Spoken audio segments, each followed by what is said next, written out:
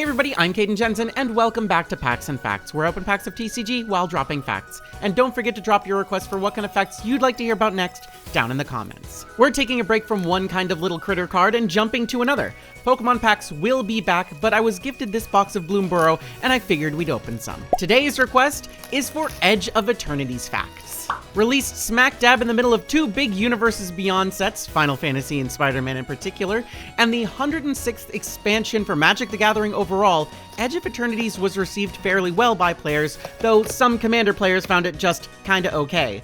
But like most things, it's always your mileage may vary. The whole set's story takes place in a new part of the Magic multiverse, and didn't really connect much to previous other sets, save for Tezzeret, which is not a bad thing, mind you. It's nice to have a new place to start with lore, but with a focus on science fantasy and coming hot off the heels of the Universes Beyond Final Fantasy set, it actually was a great time for Magic to dip its toes further into the science fantasy style. Now, of course, Magic has dabbled a bit in space-related things before, especially with Universes Beyond things like Transformers, Warhammer 40k, and Doctor Who, but this was a big drop for Magic proper. The two major themes for this set in playability were lands matter and artifacts matter, with the focus for Edge of Eternities being mostly spacecraft artifacts, landfall abilities, as well as new, or at least slightly reworked, keywords like station, warp, and void. I mentioned at the beginning of this series that Packs and Facts is not about the value of the cards we pull, but more about the fun of opening a pack, enjoying the cards we get, and sharing that joy. And that will continue to remain true. However, since we're talking about a set as the fact today, I think it's worth bringing up the chase card for Edge of Eternities, the Singularity Foil Sothera the Super Void.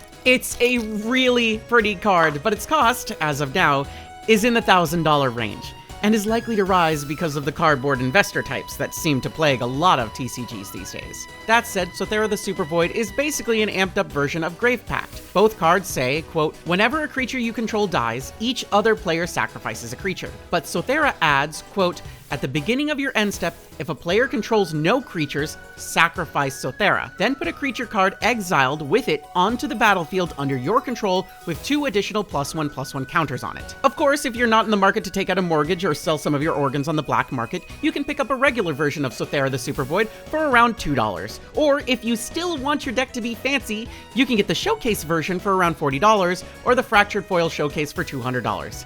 Which, yeah, that's still a lot of money, so the $2 one is fine.